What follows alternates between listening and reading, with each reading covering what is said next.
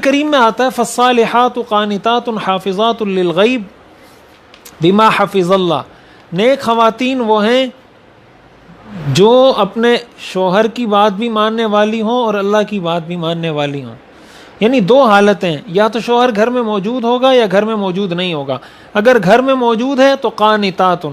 گھر میں موجود ہونے کی صورت میں بیوی کی ذمہ داری ہے کہ شوہر کی بات مانے.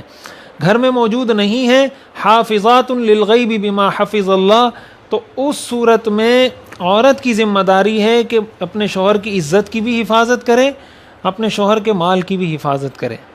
اپنے گھر میں کسی ایسے آدمی کو داخل نہ ہونے دے، فون پر کسی ایسے شخص سے بات نہ کرے، سوشل میڈیا پر کسی ایسے شخص سے بات نہ کرے، کسی نامحرم سے بات نہ کرے،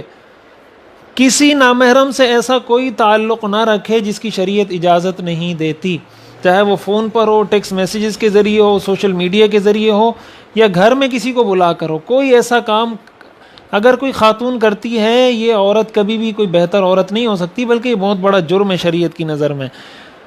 اچھا، جب عورت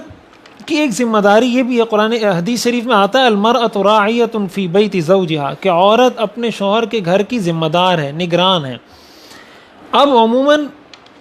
بیوی کے ہاتھ میں بہت سے خرچے بیوی کے ہاتھ میں ہوتے ہیں. شوہر نے ذمہ داری لگا دی کہ بھائی یہ پیسے میں تمہیں دے رہا ہوں، تم نے گھر کا خرچہ چلانا ہے. اب قرآن کریم نے یہ بتایا کہ عورت ایسی ہونی چاہیے جو شوہر کی عدم موجودگی میں اس کے مال کی بھی حفاظت کرے، اس کی عزت کی بھی حفاظت کرے. عزت کی حفاظت کا تو میں نے بتا دیا. مال کی حفاظت کا مطلب یہ ہے کہ فضول خرچی سے عورتیں اپنے آپ کو بچائیں. شوہر سارا بیچارہ پوری زندگی، پورا دن باہر پریشان ہوتا رہتا ہے، ذلیل ہوتا رہتا ہے، ادھر ادھر کے دھکے کھا رہا ہوتا ہے، بڑی مشکل سے کہیں سے پیسے کما کے لا کے بیوی کے ہاتھ میں تھماتا ہے، اور بیویاں اور عورتیں اس میں فضول خرچی شروع کر دیتی ہیں. جہاں 50 روپے لگنے ہوتے ہیں وہاں 100 لگا دیتی ہیں، جہاں 100 لگانے ہوتے ہیں وہاں 200 لگا دیتی ہیں، اس چیز کی پرواہ کیے بغیر کہ بھائی یہ پیسے کہاں سے آ رہے ہیں، کون کتنی محنت سے کما رہا ہے، کیا ہو رہا ہے کیا نہیں ہو رہا. کہتے ہیں ہماری بلا سے، بس ہمارا تو یہ کام نہیں، ہمارا درد سر نہیں ہے، کون کما رہا ہے کیسے کما رہا ہے، ہم نے تو لگانے ہیں. یہ بہت بری عادت ہے. اور یہ بھی وہ چیز ہے جب شوہر کو یہ بات پتہ چل جاتی ہے. علماء نے یہ لکھا ہے، حاجی امداد اللہ مہاجر مکی رحمۃ اللہ علیہ نے یہ بات لکھی ہے کہ انسان کو کچھ رقم بچت کر کے رکھنی چاہیے، کچھ رقم جمع کر کے رکھنی چاہیے، مردوں کو بھی اور عورتوں کو بھی، گھر کی خواتین کو بھی. گھر کی خاتون کو ایسا ہونا چاہیے کہ اگر شوہر نے آپ کو 10,000 روپے دیے ہیں گھر چلانے کے لیے، یا 8,000 روپے دیے ہیں گھر چلانے کے لیے، ایک عورت کو ایسا ہونا چاہیے کہ وہ 7,000، اگر 8,000 دیے تو وہ 7,000 میں اپنا طریقہ اس طریقے سے چلائے کہ 7,000 میں اس کا گھر چل جائے، 1,000 روپے اس کے پاس بچ جائیں. ہر مہینے وہ 1,000 روپے اپنے پاس جمع کر کے رکھتی رہے کہ خدا نخواستہ کل کوئی مشکل آ جاتی ہے، کوئی پریشانی آ جاتی ہے، میرے شوہر کی نوکری نہیں رہتی، کاروبار متاثر ہو جاتا ہے، تو میرے پاس اتنی کوئی مقدار، اتنی کوئی رقم ہوگی کہ چلیں ہم کوئی 3-4 مہینے اس سے اپنے چلا لیں گے. اس طریقے سے عورت کی ذمہ داری ہے کہ بچت بھی کرے، پیسے جمع بھی کرے، اس کو بچا کر بھی رکھے. اور جب کبھی کوئی ایسا موقع آ جائے کہ اس کو لگے کہ اب یہ شوہر کے پاس پیسے نہیں ہیں، یا اس کا کام نہیں ہے، یا اب یہ موقع ایسا ہے کہ اب مجھے خرچ کرنے چاہیے، تو وہاں خرچ کرے. اب آپ دیکھیں نا کہ اگر شوہر کسی ایسے موڑ پہ آگے کھڑا ہو جاتا ہے کہ اس کی جیب خالی ہو جاتی ہے، اس کی نوکری چلی جاتی ہے، اس کا کاروبار ختم ہو جاتا ہے، اور بیوی اس کو کہے کہ بھائی یہ 1 مہینے کا خرچہ میں چلا لوں گی، کوئی مسئلہ نہیں ہے، میں نے اتنی بچت کر کے رکھی ہے، یا 2 مہینے میں گھر چلا لوں گی، آپ آرام سے اپنے لیے کام ڈھونڈیں، کوئی ٹینشن کی بات نہیں، یا 3 مہینے میں آپ اپنے لیے کام ڈھونڈیں، کتنی اس کو کتنا ذہنی سکون ملے گا، کتنی اس کی ٹینشن ریلیز ہوگی، کتنی اس کی پریشانی ختم ہوگی. لیکن اگر یہ بظاہر دکھنے میں وہ چھوٹی چھوٹی چیزیں، ہماری خواتین تو کیا کرتی ہیں، جب شوہر آئے گا اس کی جیب خالی کر دیں گی، جب شوہر آئے گا اس کی جیب خالی کر دیں گی، جو کھلے پیسے ہوتے ہیں کھلے، اور کبھی جو بند ہوتے ہیں وہ بھی اٹھا کے، شوہر باہر نکلتا ہے، وہ کوئی چیز خریدتا ہے، کوئی معاملات کر رہا ہوتا ہے، جیب سے بٹوا نکالتا ہے، جیب میں پیسے ہوتا ہی نہیں. تو یہ تو کوئی طریقہ نہیں ہے. ایک تو یہ کہ آپ کی بے تکلفی ہے، سب کچھ ہے، لیکن کم از کم اس کو پتہ تو ہو نا. وہ باہر گیا، ریڈی پہ کھڑا ہوا، اس کو کہا بھائی مجھے جو ہے نا 2 درجن کیلے دے دیں، یہ دے دیں، وہ دے دیں، ساری چیزیں ہو گئی. اب اس نے جیب سے پیسے نکالے تو پیسے ہیں ہی نہیں، بٹوا نکالا تو جیب میں کچھ ہے ہی نہیں. اب اگر اس طریقے سے شوہر کے مال کو ضائع کیا جائے گا، یا شوہر کے پیسوں کے اندر فضول خرچی کی جائے گی، تو ایسی صورت میں ظاہر ہے کبھی بھی شوہر کے دل میں اپنی بیوی کی محبت پیدا نہیں ہوگی. اگر کوئی خرچہ لیا جا رہا ہے تو وہ خرچہ شوہر کو بتا کے لے لیا جائے کہ بھائی یہ خرچہ میں نے لے لیا, یہ پیسے میں نے لے لیے. شریعت اجازت دیتی ہے, ایسا نہیں ہے کہ یہ کوئی ناجائز چیز ہے, بشرطے کہ شوہر کی طرف سے اجازت ہو, یا ایسا ہو کہ شوہر خرچ نہ کرتا ہو, یعنی آپ کا جو حق پیسوں پر بنتا ہے وہ پیسے بھی شوہر نہیں دے رہا. ایسی صورت میں شریعت اجازت دیتی ہے کہ شوہر کے پیسوں سے عورت پیسے لے سکتی ہے, اس کی جیب سے پیسے نکال سکتی ہے. لیکن اگر ایک شوہر ایسا ہے جو آپ کو آپ کی خرچی دے رہا ہے, آپ کے پیسے دے رہا ہے, اس کے باوجود آپ پیسے اٹھا رہی ہیں, اس سے پوچھنا چاہیے, اس کو بتانا چاہیے کہ یہ پیسے میں نے اٹھائے, اور اس میں بھی فضول خرچی سے بچیں. ہوتا کیا ہے کہ جب خواتین ایک دوسرے سے ملتی ہیں کسی پروگرام میں, کسی شادی میں, کسی جگہ پر, تو اب وہ جب دیکھتی ہیں کہ فلاں عورت نے یہ لباس پہنا ہے, فلاں عورت کا زیور اس طریقے سے ہے, فلاں عورت نے یہ چیز اس طریقے سے پہنی ہے, اب اس کے دل میں دماغ میں یہ آنا شروع ہو جاتا ہے کہ میں نے بھی اس طریقے کے کپڑے خریدنے ہیں, میں نے بھی یہ زیور خریدنا ہے, میں نے بھی یہ چیز خریدنی ہے, میں نے بھی یہ کرنا ہے. اب یہ چیزیں وہ فراموش کر دیتی ہیں, یہ چیزیں وہ بھلا دیتی ہیں کہ یہ عورت جس بیک گراؤنڈ سے آئی ہے, جس پس منظر سے آئی ہے, اس کا شوہر کیا کام کرتا ہے, اس کی ماہانہ آمدن کتنی ہے, کتنی نہیں ہے, وہ اس کو کتنے پیسے دیتا ہے, کتنے نہیں دیتا, اور میرے شوہر کی آمدن اور انکم کیا ہے, مجھے کتنا خرچہ ملتا ہے, کتنا نہیں ملتا. ان چیزوں کو نظر انداز کر کے اسی چکر میں پڑ جائیں گی کہ میں نے بھی یہ لباس خریدنا ہے, یہ جوڑا خریدنا ہے. نتیجہ یہ ہوتا ہے کہ وہ شوہر کو دیوالیہ کر دیتی ہیں, اور جب اس طریقے سے شوہر کو پریشان کیا جاتا ہے, پھر وہ یہ سمجھتا ہے کہ شاید میں اپنی بیوی کے خرچے پورے نہیں کر پا رہا. اس کی وجہ سے شوہر کی زندگی میں پریشانی آتی ہے. یہ جو میں نے شروع میں آیت پڑھی کہ شادی کا مقصد سکون لانا ہے, وہ سکون نہیں رہتا, بلکہ اور الٹا انسان کی زندگی میں ٹینشن, پریشانی آتی ہے, اور اس ٹینشن کی وجہ سے عورت کی زندگی بھی متاثر ہوتی ہے, مرد کی زندگی بھی متاثر ہوتی ہے. حدیث شریف میں آتا ہے انظروا الی من هو اسفل منکم ولا تنظروا الی من هو فوقکم, کہ ہمیشہ دنیاوی اعتبار سے اس کو دیکھو جو تم سے نیچے ہے, کبھی بھی اس کو مت دیکھو جو تم سے اوپر ہے. جب ایسا کرو گے تو اللہ تعالیٰ کی نعمتوں کی شکر کی توفیق ہو جائے گی. اگر پاؤں میں جوتے نہیں ہیں تو اس شخص کو دیکھو جس کو اللہ نے ٹانگوں سے ہی معذور پیدا کیا, کہ اس کی ٹانگیں ہی نہیں, تو آپ کہیں اللہ تیرا شکر, اس کی تو ٹانگ ہی نہیں ہے, میرے تو جوتے نہیں ہیں, کوئی مسئلہ نہیں. اپنے سے نیچے کی طرف دیکھیں گے تو اللہ تعالیٰ شکر کی توفیق دے گا, اور اگر اپنے سے اوپر کی طرف دیکھنا شروع کریں گی تو اس کا نتیجہ یہ ہوگا کہ ایک تو انسان کی اپنی زندگی سے سکون نکلے گا, دوسرا وہ شوہر کو جب مجبور کرے گی, شوہر کی زندگی میں ٹینشن, پریشانی آئے گی. پھر بہت سے شوہر ایسے ہوتے ہیں جو حرام خوری کی طرف چلے جاتے ہیں, وہ کوئی ایسے آمدن کے ذرائع ڈھونڈتے ہیں جو آمدن کے ذرائع ناجائز اور حرام ہوتے ہیں, اور وہی حرام کما کر وہ لا کر اپنی بیوی کو بھی دیتا ہے, اپنے بچوں کو بھی کھلاتا ہے. اب ظاہر ہے اگر شوہر حرام کمائی لا کر دے رہا ہے, اپنی بیوی کو حرام کھلا رہا ہے, اپنے بچوں کو حرام کھلا رہا ہے, اور پھر عورت کے ذہن اور تصور میں یہ بات بیٹھی رہے کہ میرے گھر میں سکون آئے گا, اور فراوانی آئے گی, اور خوشحالی آئے گی, اور ٹینشنیں اور پریشانیاں ختم ہوں گی, ایسا کبھی نہیں ہو سکتا. حرام کھانے والے, حرام استعمال کرنے والے گھروں میں کبھی سکون نہیں آیا کرتا. اور اگر کسی گھر میں حرام استعمال ہو رہا ہے, حرام خوری کی جا رہی ہے, پھر اس عورت کو ہرگز یہ سوچنے کی ضرورت نہیں کہ مجھ پہ کسی نے تعویذ کر دیا, کسی نے جادو کر دیا. اس کو یہ بات سوچنی چاہیے کہ میں کس طریقے سے اپنے شوہر کو اس بات پر لے کر آؤں کہ وہ حرام کو چھوڑ کر حلال کی طرف آ جائے. اور وہ کب ہوگا؟ وہ اس وقت ہوگا جب آپ اپنے خرچے کم کریں گی,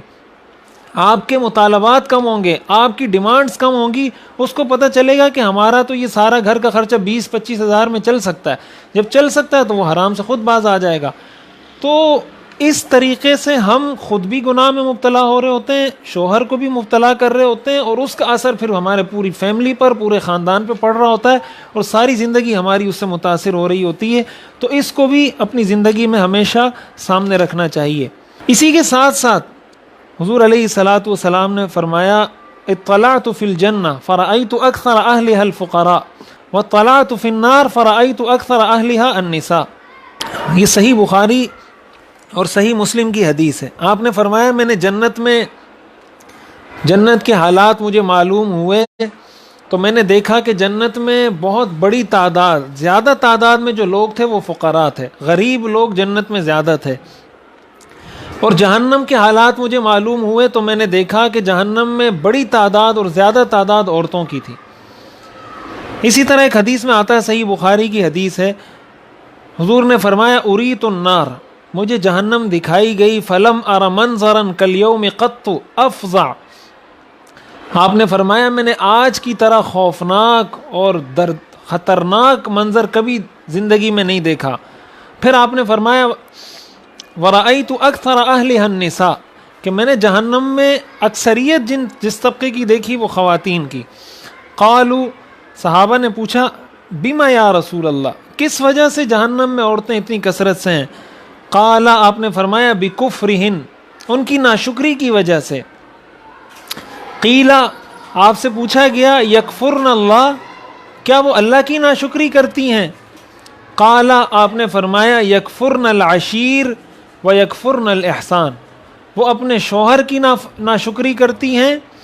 اور احسان کرنے والے کے احسان کی ناشکری کرتی ہیں. آگے آپ نے فرمایا یہ کان کھول کر سننے کی حدیث ہے اور صحیح بخاری کی حدیث ہے، کوئی ضعیف حدیث نہیں سنا رہا آپ کو. آگے آپ نے فرمایا لو احسنت الی احداہن الدہر کلہ اگر تم ساری زندگی عورت کے ساتھ احسان کرتے رہو، اگر ساری زندگی عورت کے ساتھ احسان کرتے رہو ثم رأت منک شیئا اور اس ساری زندگی احسان کرنے کے بعد کبھی تمہاری طرف سے اس کو کوئی تکلیف پہنچ جائے، قالت تو یہ عورت کہے گی ما رأیت منک خیرا قط میں نے تو کبھی تم سے کوئی خیر دیکھی ہی نہیں، مجھے تو کبھی اس گھر میں کوئی خیر کی چیز ملی ہی نہیں، میں نے تو اس گھر میں کبھی سکھ کا سانس لیا ہی نہیں، مجھے تو اس گھر میں کبھی سکھ کا سانس لینے کا موقع ہی نہیں ملا، میں تو جب سے آئی ہوں بس پریشانیاں ہیں، ٹینشن ہیں، یہ مصیبت وہ مصیبت، تمہارے پاس تو کبھی میں نے کوئی خیر کی بات دیکھی نہیں. حضور نے فرمایا یہ وہ چیز ہے، یہ وہ چیز ہے جس کی وجہ سے بڑی تعداد میں عورتوں کو اللہ جہنم میں ڈالے گا کہ وہ اپنے شوہر کی ناشکری کر. اور یہ عورتوں کا مزاج ہے. عورتیں حدیث میں حضور نے فرما دیا نا کہ ساری زندگی احسان کریں، ساری زندگی احسان کریں، ساری زندگی احسان کریں. کبھی کوئی انبن ہو گئی، کبھی کوئی لڑائی ہو گئی، کبھی کوئی ایسا مسئلہ ہو گیا شوہر نے ڈانٹ دیا، یا کوئی بھی ایسی چپکلش ہو گئی، کوئی جھگڑا ہو گیا، یا کبھی ساس بہو کا مسئلہ ہو گیا، گھروں میں جیسے مسائل ہوتے ہیں، تو عورت فٹ سے یہ کہہ دے گی کہ بھائی میں نے تو کبھی سکھ کا سانس لیا ہی نہیں ہے تمہارے گھر میں، جب سے میں آئی ہوں یہاں تو میں نے کوئی خیر دیکھی نہیں. فلاں کو دیکھو وہ کتنی خوش ہے، فلاں کو دیکھو وہ کتنی خوش ہے، میری فلاں سہیلی تھی وہ اتنی خوش ہے، اس کا شوہر ایسا ہے، اور میری فلاں بہن ہے اس کا شوہر ایسا ہے، وہ اتنا یہ کر رہی ہے، اس کو یہ خرچہ دیتا ہے اس کا شوہر، یہ وہ فلاں فلاں فلاں. اب جب شوہر کو آپ اتنا انڈر اسٹیمیٹ کر دیں گے، اتنا آپ اس کو نیچا دکھا دیں گے کہ تم تو کچھ ہو ہی نہیں، فلاں سہیلی کا شوہر یہ کرتا ہے، فلاں بہن کا شوہر یہ کرتا ہے، وہ یہ کرتا ہے، وہ یہ کرتا ہے، اور تم تو یہ ہو. جب آپ اتنا اس کی عزت نفس کو مجروح کریں گے، اس کے سامنے اس کو کہیں گے، وہ کیسے آپ کے لیے دل میں احترام اور عزت اور محبت رکھے گا؟ تو اس سے جو اس کے دل میں آپ کی نفرت پیدا ہوگی. اور حدیث میں آتا ہے من لم یشکر الناس لم یشکر اللہ، جو لوگوں کا، انسانوں کا شکریہ ادا نہیں کرتا وہ اللہ کا کبھی شکر ادا نہیں کر سکتا. اللہ کا شکر وہی شخص ادا کر سکتا ہے. حدیث علماء نے لکھا ہے اس کا مطلب یہ ہے اللہ ایسے آدمی کے شکر کو قبول ہی نہیں کرتے جو انسانوں کا شکریہ ادا نہیں کرتا. اب جب شوہر کا شکریہ ادا نہیں کیا، اس کا مطلب ایسی خاتون اللہ کی شکر گزار بھی نہیں بن سکتی. جب اللہ کی شکر گزار نہیں بن سکتی، حضور نے فرمایا جہنم میں سب سے زیادہ تعداد عورتوں کی تھی. ہم اپنے رویوں پر غور کریں. یہ خواتین کی ذمہ داری ہے بحیثیت بیوی کے. اگر کوئی بچی ہے اس کی شادی نہیں ہوئی، اس کی شادی ہونے جا رہی ہے، وہ اپنے ذہن میں یہ بات رکھے. والدہ اپنی بچی کی یہ تربیت کرے کہ آپ پر شوہر کا آپ کے اوپر کیا حق ہے، آپ نے کس طریقے سے اس کی خدمت کرنی ہے. حدیث میں آتا ہے اذا صلت المرأة خمسها وصامت شهرها وأطاعت بعلها دخلت من أي أبواب الجنة شاءت. آپ نے فرمایا جب عورت 5 نمازوں کی پابندی کرے، فرائض ادا کرے، رمضان کے روزوں کی پابندی کرے اور رمضان کے روزے اہتمام کے ساتھ رکھے، اور اپنی عزت کی حفاظت کرے، حسنت فرجہا، اپنی عزت کی، اپنی شرمگاہ کی حفاظت کرے، وأطاعت بعلہا، اپنے شوہر کی اطاعت کرے، اپنے شوہر کی بات مانے، حضور نے فرمایا دخلت من ای ابواب الجنت شاءت، وہ جنت کے جس دروازے سے چاہے داخل ہو جائے. اب حضور نے ایک جانب یہ ارشاد فرمایا کہ جہنم میں ایک بہت بڑی تعداد عورتوں کی ہے، دوسری جانب حضور نے جنت میں داخلے کا نسخہ بھی بتا دیا کہ جنت میں داخل ہونے کا طریقہ کیا ہے. آپ نے فرمایا فرائض کی پابندی کریں، اپنی عزت کی حفاظت کریں، شوہر کو خوش رکھیں. یہ 3 چیزیں جس عورت میں آ جائیں کہ فرائض جو اللہ نے فرض کیا ہے، روزہ ہے یا حج ہے یا زکوٰۃ ہے یا جو بھی چیز ہے، اس کی پابندی ہو، اس میں کوئی کوتاہی نہ ہو۔ نمبر 2، اپنی اور اپنے شوہر کی عزت کی حفاظت کریں، کوئی ایسا کام نہ کریں جس سے اس کی یا اس کے شوہر کی عزت پر حرف آتا ہو۔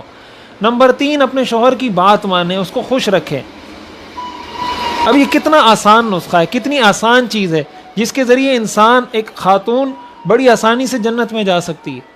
اور اگر ان چیزوں کی پابندی نہیں کر رہی اور شوہر کی اسی طرح ناشکری کر رہی ہے جس طریقے سے حضور نے فرمایا کہ عورتوں کی عادت ہوتی ہے، اس کا نتیجہ یہی ہے، حضور نے فرمایا کہ میں نے بڑی تعداد میں جہنم میں عورتوں کو دیکھا۔ اس سے اپنے آپ کو بچانا چاہیے۔ اور حضور علیہ الصلاۃ والسلام نے ایک اور حدیث میں صحابیات کو یہ ارشاد فرمایا کہ عورتوں کو چاہیے کہ زیادہ سے زیادہ صدقہ دیا کریں اور زیادہ سے زیادہ اللہ سے اپنے گناہوں کی معافی مانگا کریں۔ تصدق، صدقہ کریں اور استغفار۔ صدقہ بھی زیادہ عموماً یہ ہوتا ہے کہ عورتوں میں صدقے کا مزاج بہت کم ہوتا ہے۔ ان کے ذہن میں یہ ہوتا ہے کہ مرد ہی نے سارے صدقات دینے ہیں، مرد ہی نے سارے خرچے کرنے ہیں۔ ٹھیک ہے، مرد اپنی ذمہ داری ادا کرے گا، لیکن عورت اپنی حیثیت میں خود ایک مکلف ہے، اس پر نماز فرض ہے، اس پر زکوٰۃ فرض ہے، اس پر حج فرض ہے، اس کی اپنی ایک زندگی ہے۔ عورتوں کی یہ کوشش ہونی چاہیے۔ حدیث میں آتا ہے جب حضور نے یہ تعلیم دی صحابیات کو، اسی موقع پر صحابیات نے اپنے زیور اتار کر حضور کو دے دیے کہ یا رسول اللہ، اس کو آپ صدقے کے طور پر قبول کر کے کسی کو دے دیجئے تاکہ اللہ ہمیں جہنم سے بچا لے۔ آپ نے فرمایا اگر جہنم سے اپنے آپ کو بچانا ہے تو صدقے کی کثرت کریں اور استغفار کی کثرت کریں۔ اس چیز کا بھی اہتمام کرنا چاہیے۔ اور صدقے کا یہ مطلب نہیں ہوتا کہ انسان 1000 روپے، 10,000 روپے، 20,000 روپے صدقہ دیں۔ 10 روپے کوئی صدقہ دے سکتا ہے، 2 روپے کوئی صدقہ دے سکتا ہے۔ اس کو اپنی زندگی کا معمول بنائیں، اس لیے کہ انسان بہرحال انسان ہے۔ اب عورت سے بہت سے مواقع پر ایسی غفلت، ایسی کوتاہی ہو سکتی ہے جس سے اس کے شوہر کا دل دکھے گا، جس سے وہ شوہر کی ناشکری کی مرتکب ہوگی۔ اور اگر اس ناشکری کا اس نے ازالہ نہیں کیا استغفار کر کے اور صدقہ کر کے، تو یہ جہنم کا ایندھن بنے گی ایسی عورت۔ اس کا الٹرنیٹ یہ ہے، یا پھر اس کو ختم کرنے کا طریقہ یہ کہ ایک تو اللہ سے بھی معافی مانگیں، شوہر سے بھی معافی مانگیں، اور دوسرے نمبر پر صدقے کی کثرت کریں۔ اس کو اپنا معمول بنا لیں کہ میں نے روزانہ کی بنیاد پر یا ہفتے میں ایک دفعہ اتنے پیسے کم از کم صدقہ کرنے۔ ہر خاتون اپنی حیثیت کے مطابق کوئی نہ کوئی صدقہ اپنے لیے طے کرے، چاہے غریب ہو چاہے امیر ہو۔ صدقے کا تعلق امیر اور غریب کے ساتھ نہیں ہے کہ امیر کرے گا غریب نہیں کرے گا۔ اگر کوئی آدمی 1 لاکھ میں سے 1000 روپے خرچ کرے یا 100 میں سے 1 روپے خرچ کرے، اللہ کی نظر میں دونوں برابر ہیں۔ 1 لاکھ میں سے 1000 روپے خرچ کرنے والا اور 100 روپے میں سے 1 روپے خرچ کرنے والا اللہ کی نظر میں دونوں برابر ہیں۔ اللہ کی نظر میں کوئی فرق نہیں کہ اس نے 1000 خرچ کیے، اس نے بھی ایک حصہ خرچ کیا، اس نے بھی ایک حصہ خرچ کیا۔ اصل چیز یہ کہ انسان کے دل میں اس کا تصور اور اس کا خیال رہے کہ وہ ایک مسلمان ہونے کی حیثیت سے شریعت کے بہت سے احکام، اگر وہ عورت ہے تو شریعت کے بہت سے احکام اس کی طرف متوجہ ہیں۔ حدیث شریف میں آتا ہے حضور علیہ الصلاۃ والسلام نے فرمایا الا اخبرکم بنسائکم فی الجنہ، کیا میں تمہیں تمہاری جنت کی بیویوں کے بارے میں نہ بتاؤں؟ قلنا بلا یا رسول اللہ، آپ نے فرمایا کیوں نہیں، یعنی آپ نے فرمایا میں تمہیں نہ بتاؤں کہ جنت میں کون سی خواتین تمہارے ساتھ ہوں گی یا کون سی خاتون جنت میں جائے گی؟ طبرانی کی روایت ہے۔ تو صحابہ نے فرمایا ضرور بتائیں۔ آپ نے فرمایا ودود ولود، ایسی بیوی جو بہت زیادہ محبت کرنے والی ہو۔ جب شوہر سے محبت کی جاتی ہے، بہت سی خواتین ایسی ہوتی ہیں جن کے دل میں اپنے شوہر کی محبت ہوتی ہے، لیکن وہ کبھی اپنے شوہر کے سامنے اس کا اظہار نہیں کرتی۔ یہ بھی ایک مستقل حکم ہے کہ جب آپ کے دل میں، یہ حدیث میں اس کا حکم ہے کہ جب آپ کو کسی سے محبت ہو تو اس کو آپ بتائیں کہ مجھے آپ سے اللہ کے لیے محبت ہے۔ اور ظاہر ہے جو میاں بیوی کا رشتہ ہے یہ تو بہت مبارک، بہت مقدس اور محترم رشتہ ہے۔ جب بیوی اپنے شوہر کو کہے گی یا شوہر اپنی بیوی کو کہے گا کہ میں آپ سے محبت کرتا ہوں یا محبت کا اظہار کریں گے، اس سے محبت بڑھے گی۔ حضور نے فرمایا وہ عورتیں جنت میں جائیں گی جو اپنے شوہر سے زیادہ محبت کرنے والی ہوں گی۔ اسی طرح آپ نے فرمایا جو زیادہ بچے جننے والی ہوں گی۔ اسی طرح آپ نے فرمایا اذا غضبت او اسیء الیہا، کہ اگر اس عورت کو غصہ آ جائے یا اس کے ساتھ کوئی ظلم کر لے، او غضب زوجہا، یا اس کا شوہر غصے میں آ جائے، قالت تو وہ خاتون کہے هذه یدی فی یدک لا اکتحل حتی ترضى لا اکتحل بغمز حتی ترضى، کہ وہ خاتون یہ کہے هذه یدی فی یدک، یہ میرا ہاتھ تمہارے ہاتھ میں اس وقت تک سوؤں گی نہیں جب تک تم مجھ سے راضی نہیں ہو جاتے۔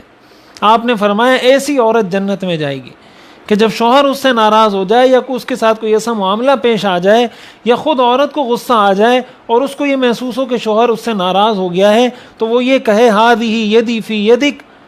لا اکتحل بغمز حتی ترضى، کہ میں اپنا ہاتھ تمہارے ہاتھ میں دیتی ہوں جب تک تم راضی نہیں ہو جاؤ گے میں سوؤں گی نہیں۔ اب اگر عورتیں یہ جو ساری چیزیں ہم نے ذکر کی، اگر ان چیزوں کے مطابق ان صفات کو اپنا لیں اور اس کے مطابق اپنی زندگی گزارنا شروع کر دیں، اس طریقے سے شوہر کا احترام کرنا شروع کر دیں، تو یہ ممکن نہیں ہے کہ شوہر کے دل میں محبت پیدا نہ ہو، الا یہ کہ کوئی بہت ہی بدبخت قسم کا، کوئی بہت ہی شقی اور بہت ہی کوئی ظالم جابر قسم کا آدمی ہو تو اس کے بارے میں کچھ نہیں کہا جا سکتا، لیکن عموماً ایسا نہیں ہوتا کہ آپ اس کی ناشکری سے بھی بچ رہی ہیں۔ آپ جو ہے نا، میں اس کا خلاصہ عرض کرتا ہوں، جو ساری باتیں آج ہم نے عرض کی ہیں تاکہ آپ کو یاد رہے ہم نے کیا کیا پڑھا ہے اور ہم نے کیا کیا کرنا ہے۔ آج کی بات کا خلاصہ یہ ہے کہ قرآن کریم میں اللہ تعالیٰ نے اس زواجی زندگی کا مقصد یہ بتایا کہ زندگی میں سکون آ جائے۔ پھر اس کے بعد میں نے حدیث کی روشنی میں بتایا کہ سکون زندگی میں ایسے آئے گا کہ بیوی ایسی ہو کہ جب شوہر اس کو دیکھے تو وہ خوش ہو جائے، جب شوہر اس کو کسی کام کا کہے تو وہ شوہر کی بات مانے۔ نمبر 3، وہ شوہر کی مزاج شناس ہو، ایسا کوئی کام نہ کرے اس کے مال میں یا اس کی اپنی جان میں جس سے شوہر کو تکلیف ہوتی ہو یا اس کو ناپسندیدگی ہوتی ہو۔ اسی طرح قرآن کریم میں اللہ نے فرمایا عورت وہ اچھی ہے، فالصالحات قانتات حافظات، جو عورت کی بات بھی مانے اور جب شوہر موجود نہ ہو تو شوہر کی عدم موجودگی میں اس کی عزت کی بھی حفاظت کرے اور اس کے مال کی بھی حفاظت کرے اور اس کی اولاد کی بھی حفاظت کرے۔ اس کے ساتھ ساتھ اگلی بات جو ہم نے سمجھی وہ یہ کہ ہم ناشکری سے اپنے آپ کو بچائیں، شوہر کی ناشکری نہ کریں، فضول خرچی سے اپنے آپ کو بچائیں، دنیاوی اعتبار سے اپنے سے کم درجے کے لوگوں کو دیکھیں۔ حدیث میں آتا ہے حضور علیہ الصلاۃ والسلام نے ایک مرتبہ حضرت عائشہ سے فرمایا تھا کہ فقراء اور مساکین کے ساتھ بیٹھا کرو۔ حضرت تھانوی رحمۃ اللہ علیہ نے یہ حدیث اپنی کتاب اصلاح النساء کے اندر ذکر کی ہے کہ حضور علیہ الصلاۃ والسلام نے حضرت عائشہ سے یہ فرمایا تھا